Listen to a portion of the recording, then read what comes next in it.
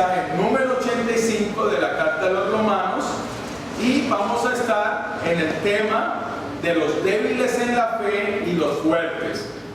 El efecto de toda enseñanza, como hemos visto, es vivir bajo una verdadera práctica y hemos hablado estos puntos, una verdadera práctica hacia Dios, hacia otros cristianos, hacia nuestros enemigos, hacia las autoridades, para con todos, para con el Señor Jesucristo, que fue lo que vimos hace 8 días, y hoy vamos a ver que esa verdadera práctica debe estar reflejada hacia los débiles en la fe y los fuertes. Amén. Y vamos a estar, todo este tema se desarrollará desde el capítulo 14 hasta el capítulo 15, del 1 al 13. O sea, desarrollaremos todo este tema en esta semana, mis hermanos, y vamos a empezar en esta mañana viendo los primeros 9 versículos. Vamos a leerlos, por favor.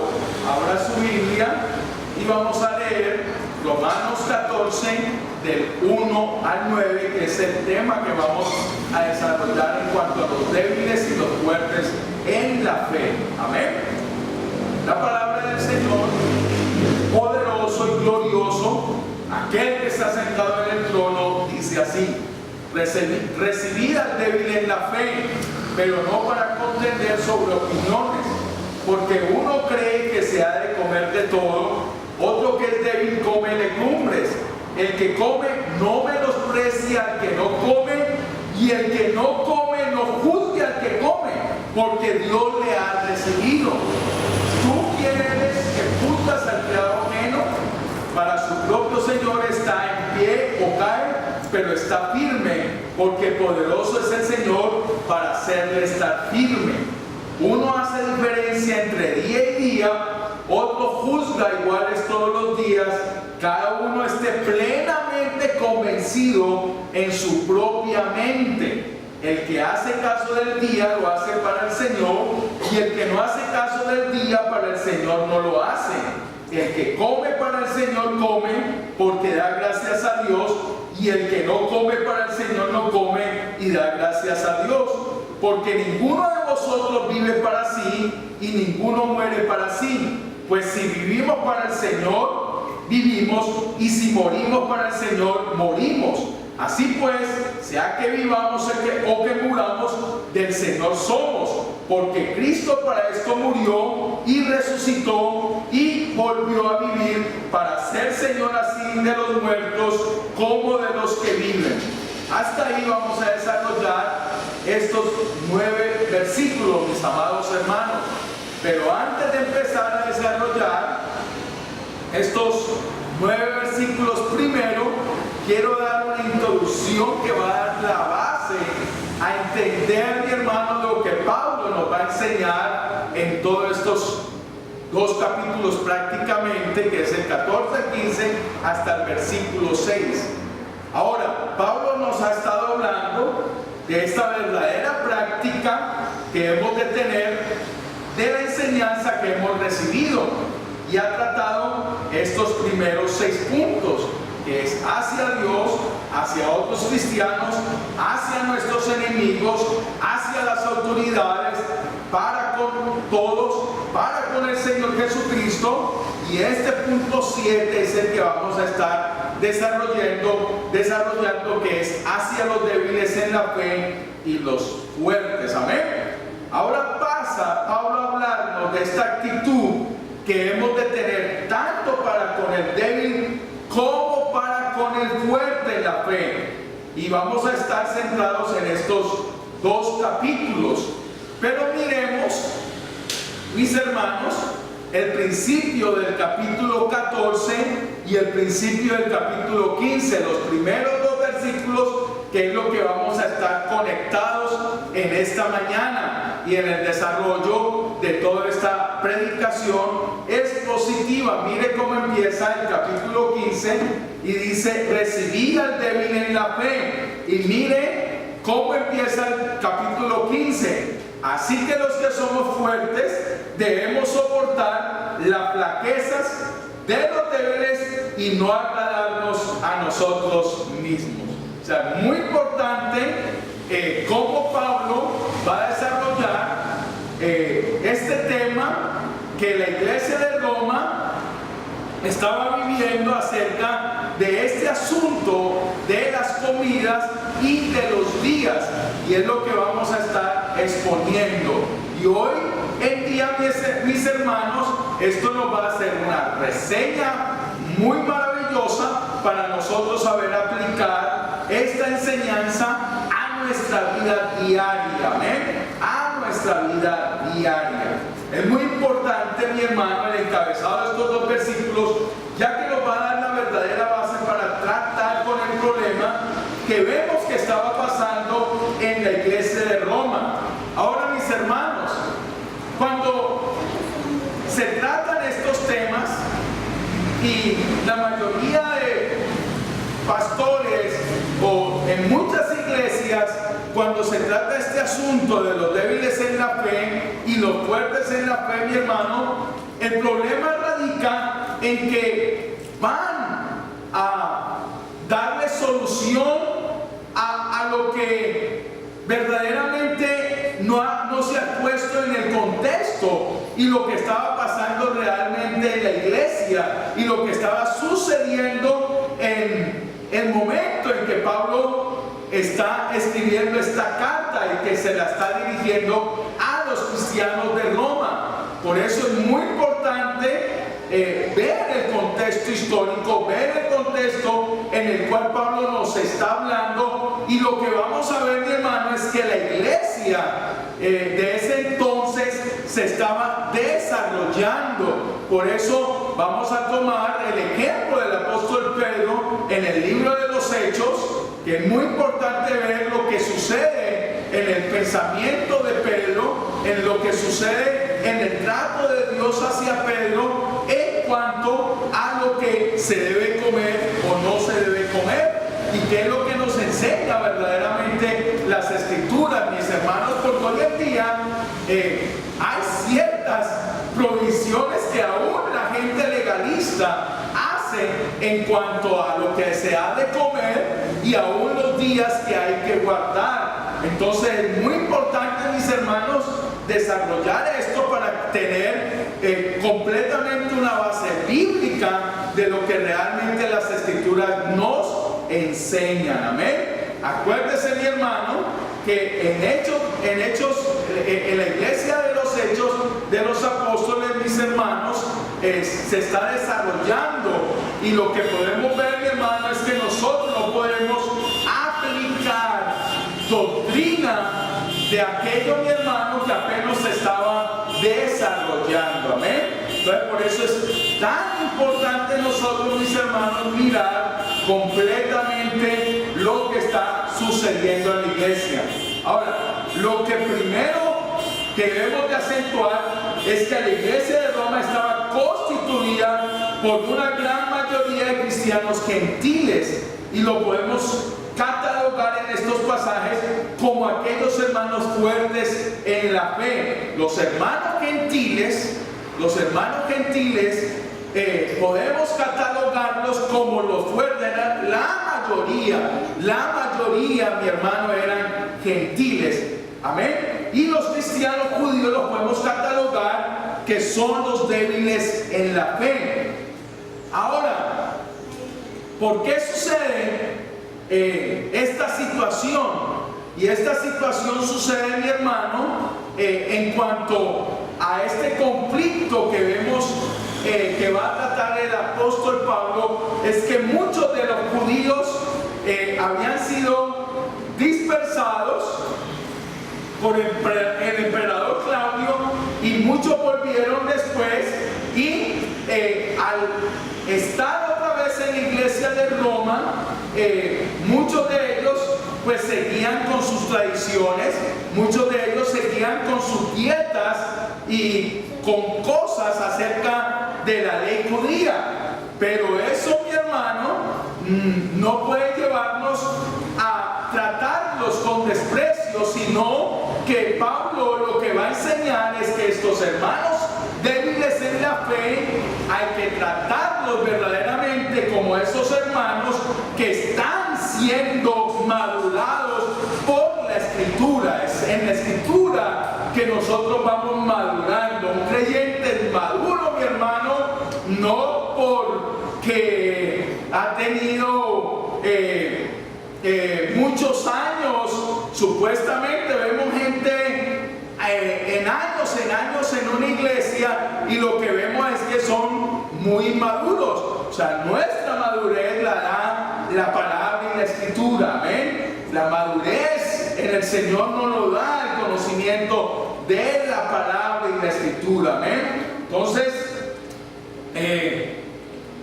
podemos decir, mis hermanos, ¿por qué decimos, mis hermanos, que los judíos eran los débiles en la fe? Por ejemplo, todas las leyes de los animales limpios y aquellos que eran impuros, ellos todavía estaban haciendo esas relaciones porque no habían tenido o no tenían la madurez y la revelación y la iluminación completa de que en Cristo todas esas leyes fueron abolidas. Amén. En Cristo todas esas leyes sacrificiales, todas esas leyes de los animales, de los que son puros, impuros, todo en Cristo, todo eso era una sombra de lo que realmente Cristo iba a hacer por medio de su sacrificio en la cruz. Pero es muy importante, mi hermano, poder ver por qué ellos todavía no habían hecho esa transición, y ver, mi hermano, cómo el apóstol Pablo nos va a enseñar que estos hermanos están en esa transición, y que de todos modos hay que ser pacientes para con los débiles en la fe. Amén. Gloria a Dios. Ahora, sabemos que todo esto era sombra de lo por venir, y por eso es que Cristo toma todas estas leyes y a través de sus sacrificios son quitadas y abolidas. Y ya sabemos que lo que separaba tanto a judíos como a gentiles, esa pared intermedia, mi hermano, que los dividía, ha sido derribada por la obra poderosa de nuestro Señor Jesucristo.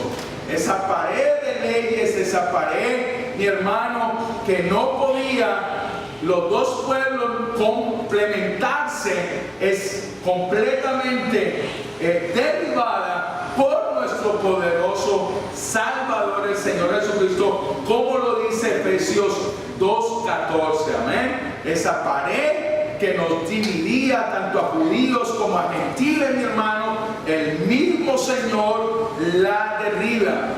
No hay dos pueblos, hay un solo pueblo en el Señor. Amén. Entonces, toda esa cultura, mi hermano, todo lo que vemos en las leyes, aún lo cultural, mi hermano, a pesar de que había todavía costumbres y cosas religiosas en estos hermanos judíos, mis hermanos, pues debemos de saber, mi hermano, que era mientras ellos caminaban a la madurez y a la transición verdaderamente de que las Escrituras los alumbraran y los iluminaran, de que verdaderamente en Cristo se cumplió todas esas cosas. Amén. Ahora, la iglesia, en su desarrollo histórico, podemos ver que cuando se presentó la inclusión de los gentiles en la comunidad cristiana, solo se les prohibió estas cosas que podemos ver en el Concilio de Jerusalén. Acuérdense que en Jerusalén hubo un concilio cuando los gentiles comenzaron a ser parte de la iglesia. La iglesia antes era constituida, mi hermano, cuando en el día de Pentecostés, todas las personas que habían ahí, no había ni un gentil, mi hermano. Todos los que recibieron el bautismo en el Espíritu Santo, todos los que estaban reunidos en Hechos capítulo 2, ¿eran qué? Judíos, mi hermano. No había ningún gentil. Amén. Eso tiene que quedarnos claro. la iglesia gentil comienza ¿con quién? Con Cornelio. Con Cornelio empieza ¿qué? La iglesia gentil. Entonces podemos ver que los primeros cristianos eran todos ¿qué? Judíos, mis hermanos, amén. Todos los cristianos se cumplen, mi hermano, la promesa y el desarrollo de toda la escritura, que Dios iba a derramar su Espíritu Santo a su pueblo. Y en este caso, mi hermano, todos los que estaban en el día de Pentecostés, que estaba Pedro, que estaban todos los apóstoles, mi hermano, todos eran ¿qué? Judíos. Ahí no había ningún gentil, mi hermano. Todos los que habían en el día de Pentecostés eran judíos. Por si usted no lo sabía, mi hermano, ya lo sabe hoy. Y en Hechos podemos ver ese desarrollo de la historia.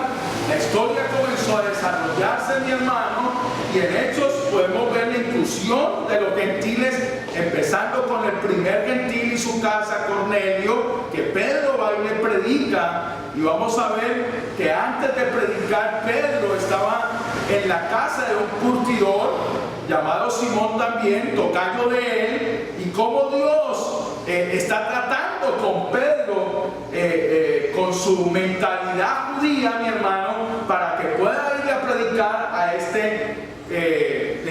a este Cornelio, que era un centurión romano, amén. Entonces es muy importante ver cómo en el concilio de Jerusalén nos enseña la escritura. Miren Hechos 15, 19 al 20, dice: por lo cual yo juzgo que no se inquiete a los gentiles que se conviertan a Dios, sino que se les escriba que se aparten de las contaminaciones de los ídolos, de fornicación, de ahogado y de sangre. O sea, podemos ver que en el concilio de Jerusalén se lleva a cabo de que estos gentiles que están siendo salvos por la gracia de Dios, no se les mande ni a circuncidar, ni que guarden ciertas leyes, ni que guarden días, ni cosas, mi hermano, sino que se les dijo que se aparten de contaminaciones de los ídolos, de fornicación, de ahogado y de sangre. Entonces podemos ver en ese desarrollo histórico de la iglesia que la misma iglesia no está prohibiendo cosas a los gentiles. Y hoy en día, ¿qué vemos? Hoy en día vemos las iglesias prohibiendo una cantidad de cosas y poniendo legalismos que la misma escritura no nos enseña. Amén.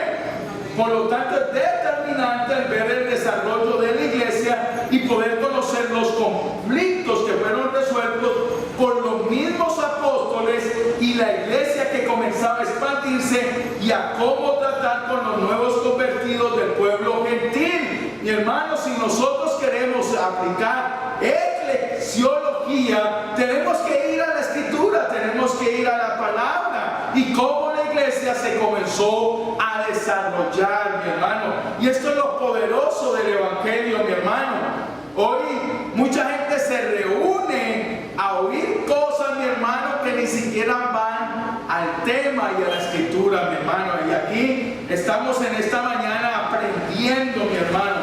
Ahora, mis hermanos, lo que hay que entender es que estamos tratando con una cultura donde en su contexto los judíos se volvieron muy recelosos de guardar la ley y se volvieron aún completamente orgullosos de ser el pueblo escogido de Dios, pero se les olvidó que la promesa hecha a Abraham era de ser bendición para todas las familias de la tierra, como lo podemos ver en Génesis 12:3.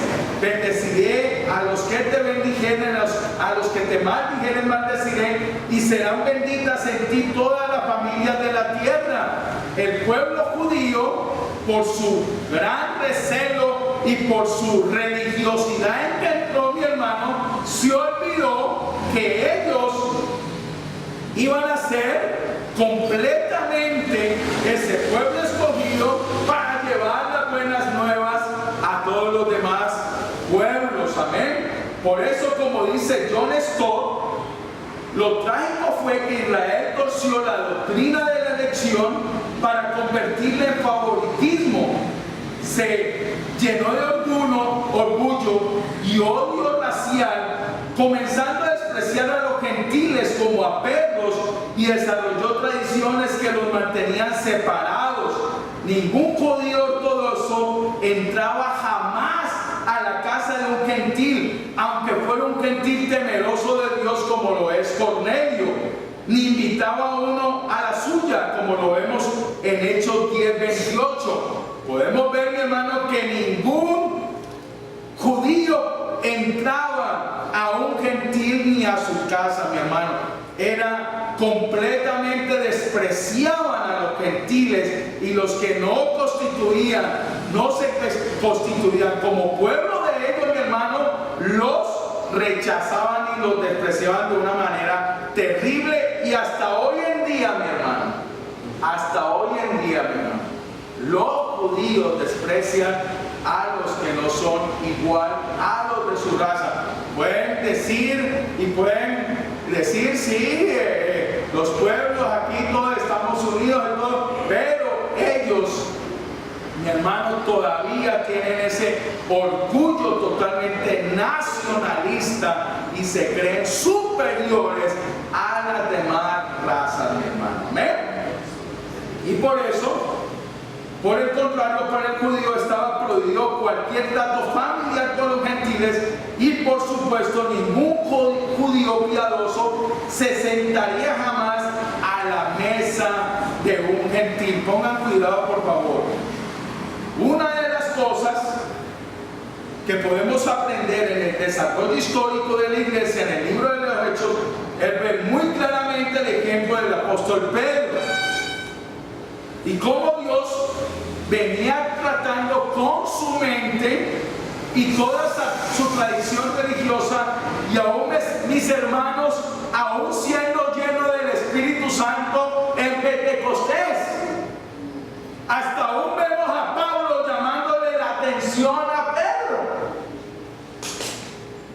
Imagínense, aquel que recibió primero el Evangelio, que estuvo con el Señor y todo, aún el mismo apóstol Pablo después le tiene que llamar la atención que andaba con los judíos y con los gentiles y estaba simulando. ¿Se acuerdan? Amén. ¿Se acuerdan, mi hermano? Y eso se llama hipocresía, mi hermano. ¿Eh?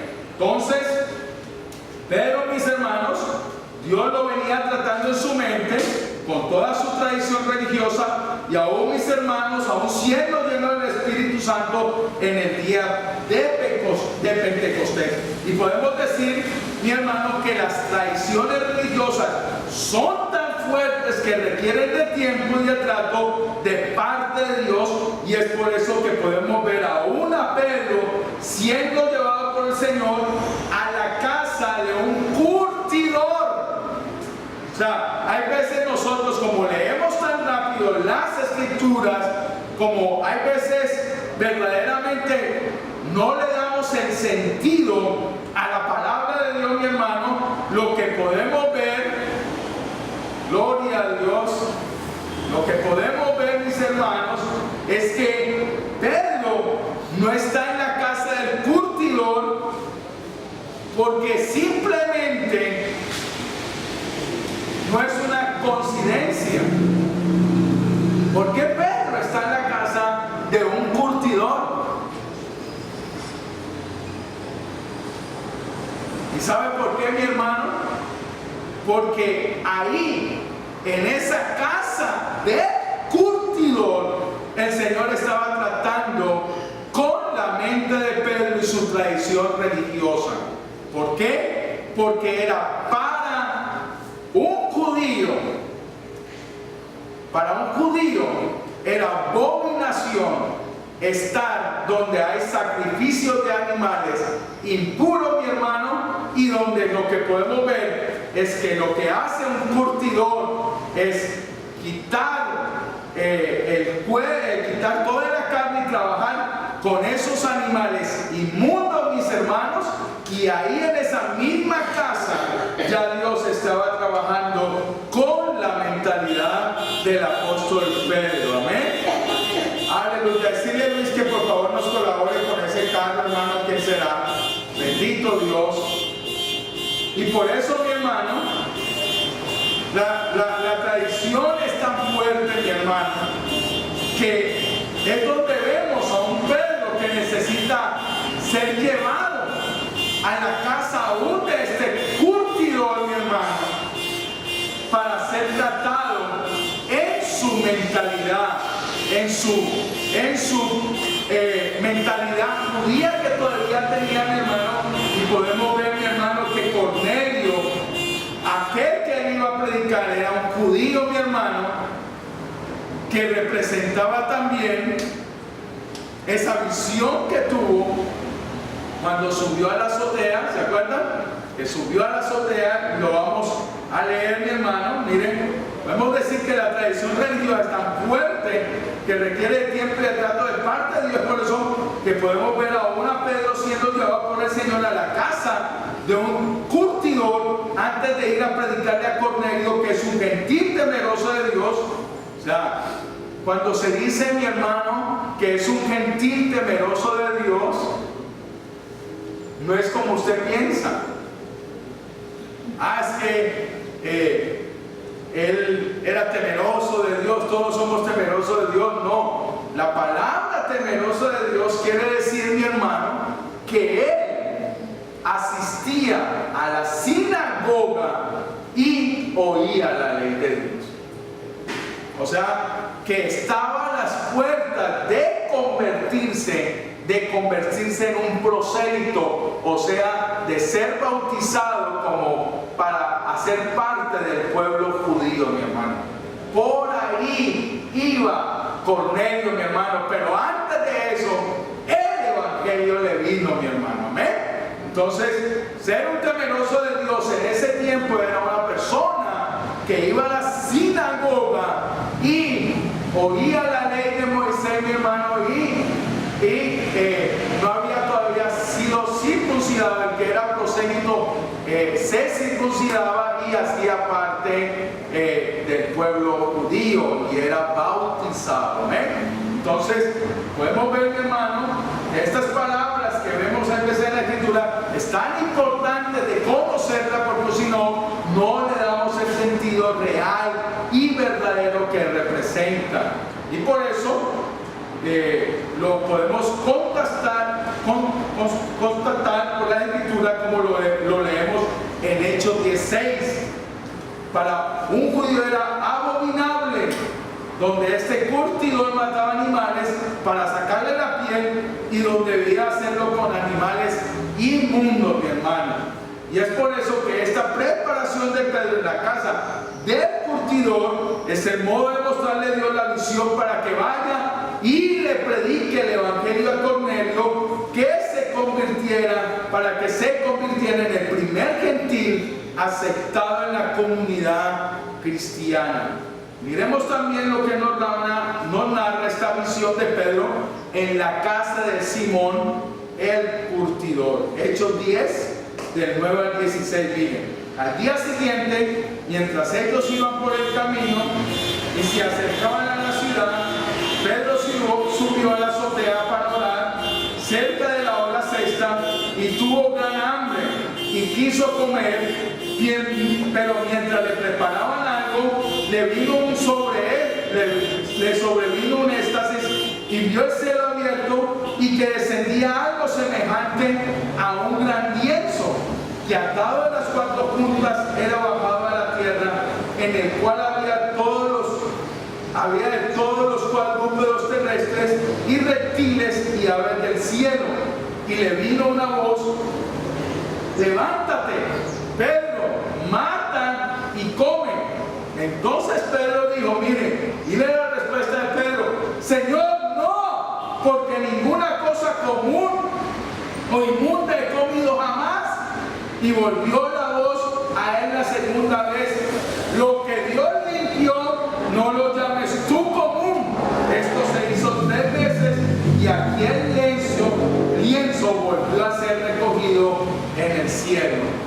O sea, ya Pedro, el Señor le estaba anunciando que lo que era limpiado, y en este caso a Cornelio, mi hermano, no lo llame ¿qué?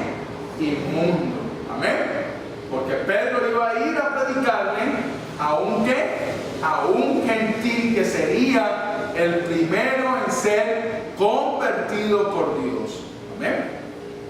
Y esto, mis hermanos, nos deja muy claro cómo la tradición y el contexto cultural, en este caso de los judíos, está tan fuertemente arraigado que Dios trata con Pedro de esta forma para que pueda llevar el evangelio a un gentil como Cornelio. Como podemos ver, la iglesia en Hechos está en desarrollo, aún sus mismos apóstoles están pasando por esa transición, y aún podemos ver cómo ellos siguen yendo al templo y participando de las actividades de él, como la oración y la lectura de la ley, y por consiguiente de sus dietas alimenticias.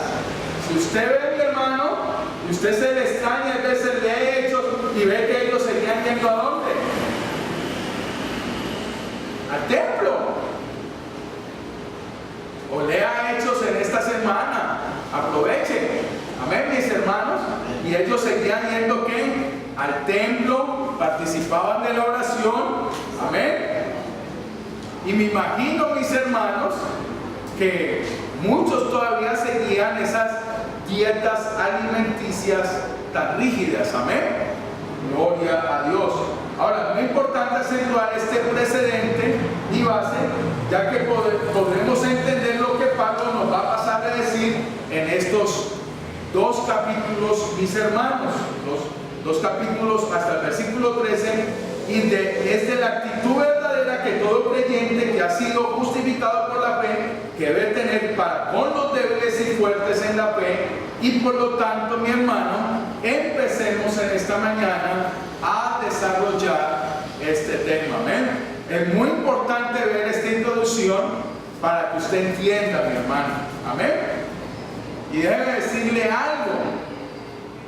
Cuando nosotros tomamos estos textos, mi hermano, a la carrera, a priori, para comenzar a hablar verdaderamente lo que el texto no está tratando, mi hermano, o sea, es terrible, y por eso tenemos que verdaderamente hacer una introducción y ver por qué Pablo nos va a tratar en esta mañana en estos versículos. Amén. Ahora, Pablo, al irse acercando al fin de la epístola, se da cuenta que hay un problema, hay un importante problema que no ha tocado aún, a saber, y es la relación entre los débiles y los fuertes. Y los fuertes eran aquellos que podían captar el significado de la muerte de Cristo para la vida diaria, es decir, para la comida y la bebida. Y los débiles no podían hacerlo. La opinión según la cual los fuertes eran la parte gentil de la congregación, o sea, la mayoría era la gentil, en tanto que los débiles era la parte que judía. Sin embargo, esto no significa que solamente gentiles pertenecían a la parte fuerte y solo judíos a la débil. Amén. Y Pablo era un hebreo de hebreos, mi hermano. No obstante, él se incluía en la parte que fuerte, como nos lo dice en el capítulo 15, versículo 1. Amén. Ahora, empecemos, mis hermanos, a desarrollar estos 9 versículos. Gloria a Dios.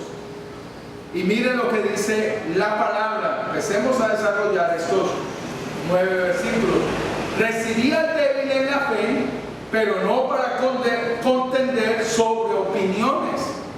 Ahora Pablo le está diciendo a los miembros de la iglesia de Roma, a quienes considera fuertes, es evidente que él está pensando en la mayoría, que eran los gentiles, que no deben cometer el error moral de pasar juicio sobre los que son débiles en la fe, que no deben condenarlos por rehusarse a comer carne. Acordémonos que el mismo Señor ha dicho que lo que entra en el hombre no es lo que lo contamina, sino lo que sale del corazón de éste. Es muy importante que ya la misma Escritura, el mismo Señor nos está trazando, mi hermano, que lo que contamina al hombre no es lo que entra, sino lo que sale, mi hermano. Amén. Entonces, mis hermanos, no es un problema, mi hermano, de despreciar a aquel que no quiera comer carne. En ese momento, en ese tiempo de Pablo, mi hermano, de ahí no radica el problema. Lo que está diciendo Pablo es que todo aquel, mi hermano, que quiera hacerse vegetariano, mi hermano, puede hacerlo. No es pecado. Amén. Y todo aquel que quiera comer carne, mi hermano, tampoco es pecado. Puede hacerlo, mi hermano. Amén. Y por eso Pablo le dice: recibían débil en la fe, pero para no contender sobre opiniones. Hay cosas por las cuales, mi hermano, debemos verdaderamente contender, y no por estas cosas tan mínimas. Amén. Pero que es importante ver y desarrollar el tema, mi hermano, porque hoy en día vemos a la gente enfrascarse en cosas tan pequeñas, mi hermano, que lo que hacen es despreciar al hermano. Amén. Entonces, el mismo Señor en Marcos 7:15 nos lo dice, mi hermano: nadie fuera del hombre que entre en él que le pueda contaminar, pero lo que sale de él, eso es lo que contamina al hombre. Si alguno tiene oídos para oír, oiga. Cuando se alejó de la multitud y entró en la casa, le preguntaron sus discípulos sobre la parábola, y él les dijo: ¿también vosotros estáis así sin entendimiento? Y espero, mi hermano, que ustedes tengan entendimiento. ¿No entendéis que todo lo de fuera que entra en el hombre no le puede contaminar? Porque no entra en su corazón, sino en el vientre y sale a la letrina. Esto decía, miren, haciendo limpios todos los alimentos.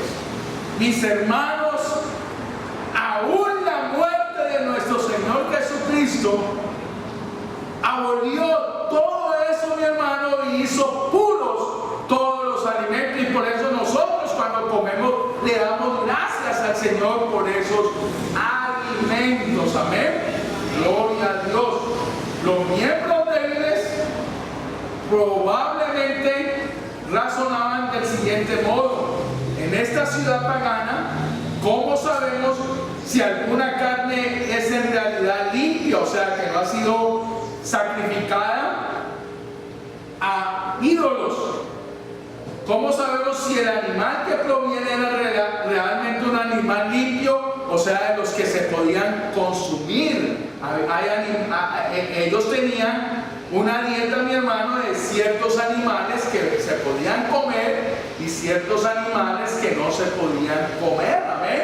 Entonces ellos se hacían esa pregunta: ¿y cómo sabemos si ha sido carneado del modo prescrito? ¿O cómo sabemos si no ha sido primeramente ofrecido a los ídolos? Amén. Acuérdese que antes la costumbre de ellos era ofrecer los animales a ciertas deidades para ellos, a ciertos dioses, mis hermanos, y ellos decían: estos animales han podido ser ofrecidos a un dios y nosotros no podemos comer esa carne contaminada ofrecida a ídolos. Amén. Entonces, el apóstol razona que en tanto el vegetalismo de esta gente no resulte en convicciones como me voy a hacer vegetariano porque a Dios voy a poner a Dios en deuda conmigo, mi hermano. O sea, esas convicciones, pues, si no las podemos considerar, mi hermano, porque yo no me voy a hacer vegetariano porque voy a estar en deuda con Dios y entonces voy a aclarar a Dios en no comer carne, mi hermano. No, esto no tiene que ver nada en este asunto de yo ganar méritos para con Dios, amén. Porque ya sabemos que la salvación es un asunto de la justificación y de la gracia de Dios a cada creyente, amén, a cada creyente. O sea, yo no me voy a salvar por comer o no comer carne. Hello. Yo no me salvo por ser vegetariano o por ser carnívoro, y me gusta ser más carnívoro, amén, gloria a Dios.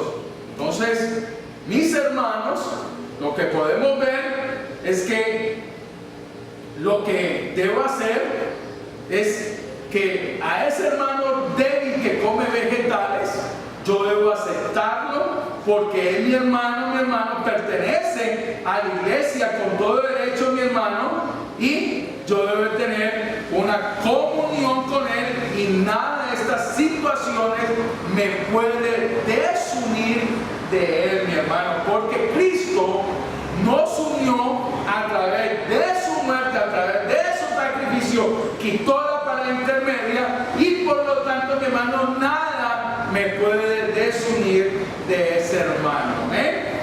Gloria a Dios. Yo tengo antes que extenderle con genuinidad, con amor, mi hermandad, mi hermano, y saber que esta persona es parte del cuerpo de Cristo, porque Cristo fue el que murió por su iglesia, el que murió por cada uno de nosotros.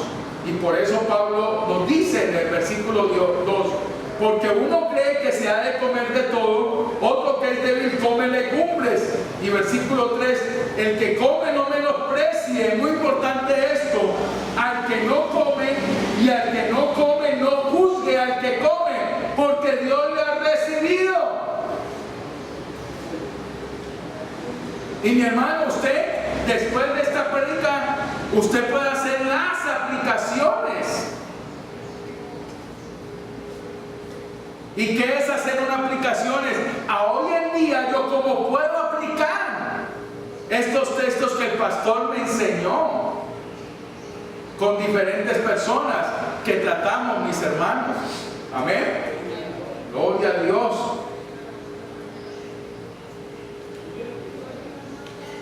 Una persona, a saberla fuerte, está convencida de que no hay restricción válida en contra de las clases de comida que pueda comer y disfrutar. Otra persona, por ser débil, solo come verduras. El fuerte es el que come, no debe despreciar al débil, al que se abstiene. Y sin embargo, esto es exactamente lo que el fuerte se sentía inclinado a hacer, mi hermano. O sea, que porque no come, mi hermano, yo voy a juzgarlo. No. Si él no quiere comer, mi hermano, y si él, mi hermano, cree que está agradando a Dios de esa forma, yo no debo, mi hermano, por ningún motivo, de decirle a él, mi hermano, que coma lo que yo tengo que comer, que él coma lo que yo como. Por lo tanto, aquí vemos cómo nosotros debemos de verdaderamente estar convencidos completamente a través de la Escritura, que nos ilumina, mi hermano, en no forzar a otros a hacer lo que Dios no les ha mandado a hacer, y en este caso a comer, mi hermano. Amén. El fuerte, el que come, no debe despreciar al débil, al que se abstiene. Y sin embargo, esto es exactamente lo que el fuerte se inclinaba a hacer, tal como ha sido explicado anteriormente. Los fuertes, los que comían de todo, eran mayormente gente conversa, venían de los gentiles, y que en la iglesia de Roma constituían la mayoría. Ahora, ¿por qué, mi hermano, andamos y en este caso, ¿por qué preocuparse por lo que come o no come el hermano? O sea, ¿por qué andar preocupado, mi hermano, si este hermano ha decidido ser vegetariano? Hoy en día mucha gente es vegetariana y nos podemos en algún momento, gente que pueda venir a la iglesia y ser vegetariana, y entonces algunos hermanitos de pronto decirle: no, pero es que tú estás en un error. No, mi hermano, en esa parte Dios nos da una plena libertad de lo que comamos, mi hermano. Amén. Nos da una plena libertad. No como hay gente, mi hermano, que es tremendamente religiosa y comienza a prohibirle a la gente: no coma, no haga, no diga, no esto, no lo otro, lo otro. Y aquí podemos ir al caso de eso, mi hermano, a las prohibiciones que no tienen nada que ver aún del trato del cuerpo.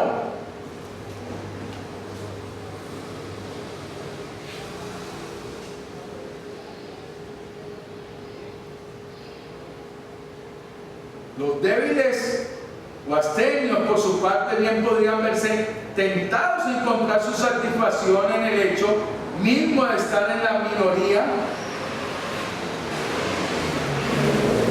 y por eso comenzar por ello a juzgar a los que comían también. Miren que era de ambas partes.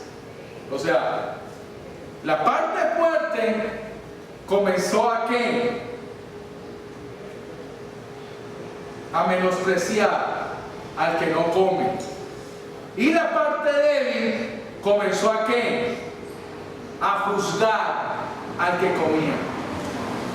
Entonces nos encontramos, mis hermanos, con estas dos clases de creyentes: los débiles y los fuertes, mi hermano. Aquellos que comían y aquellos que se abstenían, mi hermano. Y por eso, el que comía condenaba a quién? Al que no comía. Y el que no comía juzgaba. Entonces, se volvió un problema en la iglesia. En la iglesia se volvió un problema. Y nosotros podemos ver esto, mi hermano, hoy en día, en que hay situaciones en las cuales, si nosotros no vemos estas enseñanzas, podemos de una forma o hacernos fuertes o hacernos débiles y comenzar a condenar o a juzgar, mi hermano. Lo que no debemos ni de condenar ni de juzgar, mi hermano. ¿Amén? Ahora, aunque desea que los derechos del débil sean plenamente respetados y que el vegetariano sea tratado con consideración comprensiva y diferencia genuina, él no es menos insistente en demandar que el débil se abstenga de condenar al fuerte, al que come, alegando como razón que Dios lo ha aceptado. Y debe quedar en claro que en el presente contexto, mi hermano, el pronombre al solo puede referirse al que come, al fuerte, y esta opinión recibe confirmación adicional del versículo que sigue Pablo, mi hermano.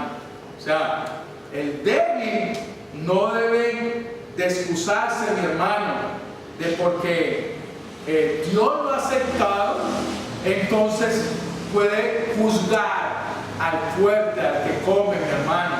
Y por eso Pablo sigue con este versículo 4, dice así: ¿tú quién eres que juzgas al criado ajeno?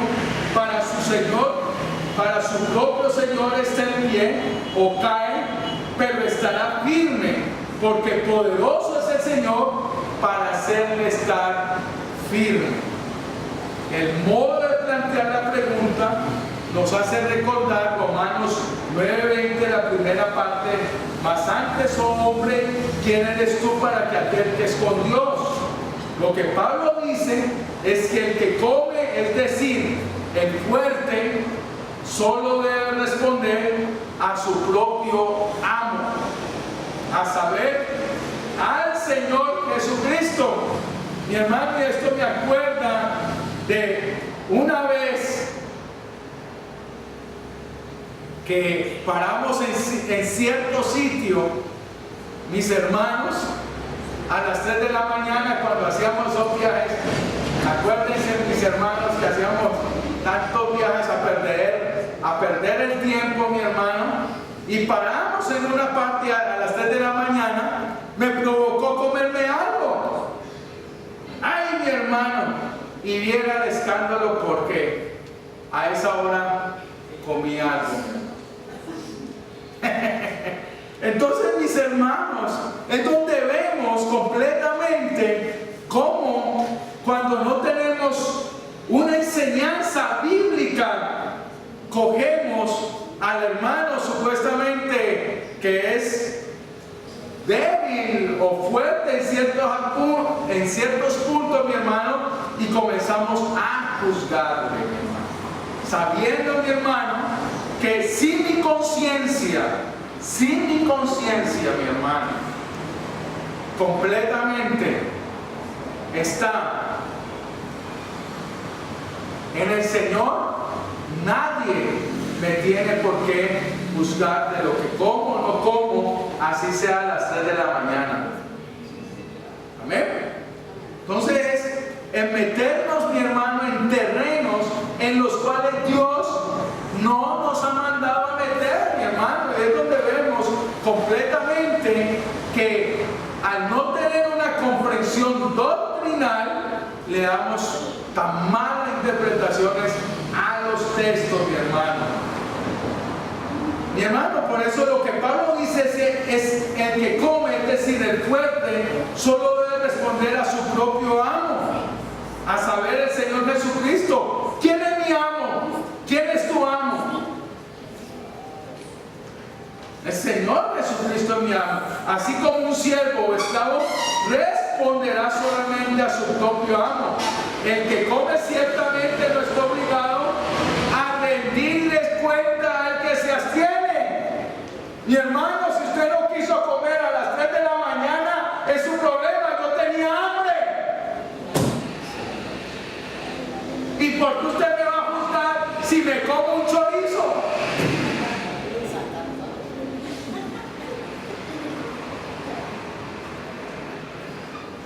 Hello.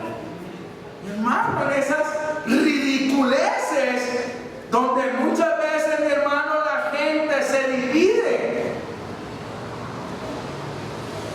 Amén. Aleluya.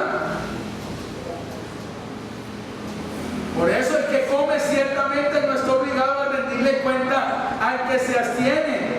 Y este último no tiene derecho a condenarle tampoco. Y Pablo prosigue: para su propio Señor está en pie o cae, pero está firme porque poderoso es el Señor para hacerle estar firme. Hay que tener en cuenta que el que come, o sea, el fuerte, es la persona que ha obtenido por la gracia soberana de Dios y el poder iluminador del Espíritu Santo una visión aclaradora del significado de la muerte de Cristo para la vida diaria. Es muy importante. El fuerte, el maduro en la fe, ha tenido una significancia clara de lo que es el significado de la muerte de Cristo. Y él ha captado mejor que la persona débil o abstinente la verdad de Colosenses 2:14, que él ha anulado el acta de los decretos que había contra nosotros, que nos era contraria, quitándola de medio y clavándola en la cruz. Jesús en la cruz, mi hermano, completamente nos redimió de todas estas leyes, mi hermano, y de todas estas dietas que tenía el pueblo judío, mi hermano. Amén. Por lo tanto, todas estas personas que hoy en día, cristianas, que se quieren hacer judaizantes, mi hermano, están completamente confundidas y fascinadas por esta cantidad de cosas, mi hermano, de querer guardar dietas, de querer circuncidarse, mi hermano. O sea, son cosas en las cuales, mi hermano, Cristo completamente abolió, completamente quitó, mi hermano, la pared intermedia que nos separaba, fue quitada por nuestro Señor Jesucristo.